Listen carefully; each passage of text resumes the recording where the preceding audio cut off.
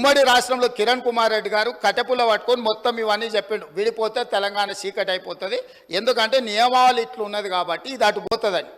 అప్పుడు తక్షణమే తెలంగాణ ప్రాంతం నుంచి పార్లమెంట్ సభ్యులు ఇక్కడనే ఉన్నారు, పొన్నం ప్రభాకర్ గారు, రాజగోపాల్ రెడ్డి గారు, అదేవిధంగా వివేక్ గారు, వీళ్ళందరూ కలిసి నిజంగానే ఈ విధానం వల్ల తెలంగాణకు నష్టం జరుగుతుంది, ఈ ఉత్పత్తి చేసే సామర్థ్యం అంతా ఆంధ్రప్రదేశ్లో ఎక్కువ ఉంది, తెలంగాణలో తక్కువ ఉంది, అందుకే తెలంగాణ ఉద్యమం వచ్చింది కాబట్టి ఈ విధానంతో ముందుకు వెళ్తే తెలంగాణకు నిజంగానే చీకటి రోజులు వస్తాయి, దీన్ని సరిదిద్దాలి అని చెప్పి వీళ్ళందరూ కలిసి ఆనాడు కేంద్ర మంత్రి జైపాల్ రెడ్డి గారి దగ్గర వెళ్ళి కూర్చున్నారు. అధ్యక్ష, జైపాల్ రెడ్డి గారు అప్పుడు అందరితో చర్చించి తెలంగాణలో విద్యుత్ రంగ నిపుణులతో మాట్లాడి ఏం చేస్తే బాగుంటుంది అని అంటే ఒక సవరణ తీసుకురావాలి.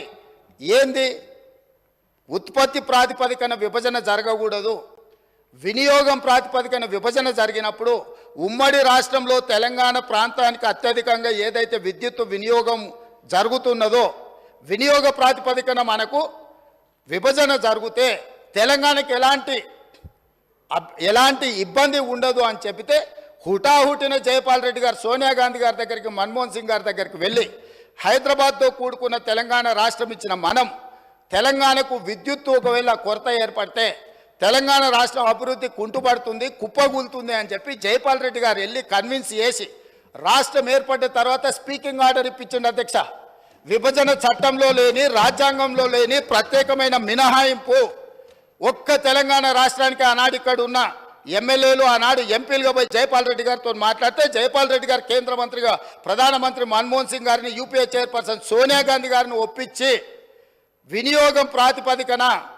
53.46% అంటే దాదాపుగా 54% తెలంగాణ రాష్ట్రానికి, 46% ఆంధ్రప్రదేశ్ రాష్ట్రానికి.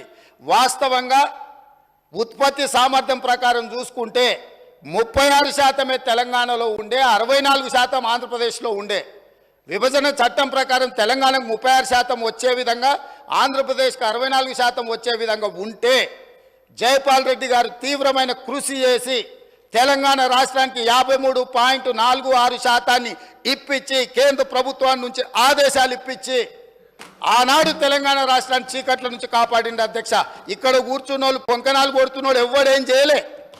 అదేవిధంగా ఆనాడు నేను తెలుగుదేశంలో ఉన్న ఎమ్మెల్యేగా ఇదే సభలో ఇక్కడనే చంద్రశేఖరరావు గారు ముఖ్యమంత్రిగా ఉంటే అక్కడ ప్రతిపక్ష నాయకుడిగా విద్యుత్తు మీద చర్చ జరిగింది.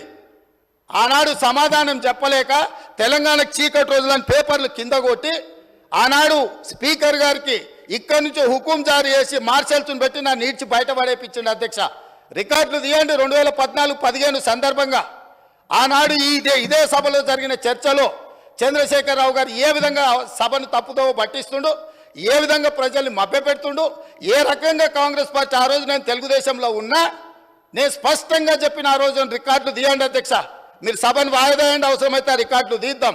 నేను ఆ రోజు చెప్పిన సోనియా గాంధీ గారి దయ వల్ల, జైపాల్ రెడ్డి గారి కృషి వల్ల తెలంగాణ రాష్ట్రానికి విద్యుత్ సంక్షోభం నుంచి గట్టెక్కింది. నేను తెలుగుదేశం ఎమ్మెల్యేగా ఉన్నా వాస్తవాలను చెప్పాలి అని చెప్పి అక్కడి నుంచి నేను తెలుగుదేశం ఎమ్మెల్యేకి సభలో మాట్లాడితే ఈ సభ్యుడు వాళ్ళని పొగడతాడా, మార్షల్స్ని పెట్టి ఈడ్చి బయట పడేయండి, నన్ను ఈడ్చి బయట పడేపించండి. అధ్యక్ష, ఈరోజు మీ ద్వారా తెలంగాణ సమాజానికి ఈరోజు నేను చెప్పదలుచుకున్న అధ్యక్ష, ఆ రకంగా తెలంగాణ రాష్ట్రాన్ని విద్యుత్ సంక్షోభం నుంచి ఆనాడు జైపాల్ రెడ్డి గారు, సోనియా గాంధీ గారు, మన్మోహన్ సింగ్ గారు కాపాడినరు.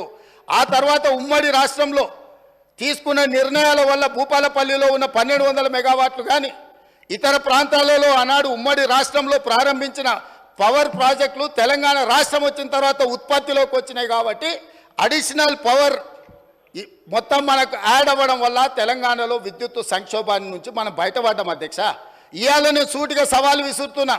ఆనాడు 7000 చిల్లర మెగావాట్లు ఉంటే మేము 19,000 చిల్లరకి తీసుకెళ్ళినామని. ఎవరు అధ్యక్ష? వీళ్ళ తాతలు ఏమైనా ఉత్పత్తి చేసిరా, వీళ్ళేమైనా చేసిరా? సోలార్ పవర్ ప్రాజెక్టులో 5,600 మెగావాట్లు ఈరోజు చెప్పుకుంటారు కదా. ప్రైవేటు పెట్టుబడులు ప్రైవేట్ వాళ్ళు తీసుకొచ్చి పెట్టింది. అధ్యక్ష, రాష్ట్ర ప్రభుత్వానికి అనాపైస సంబంధం లేదు.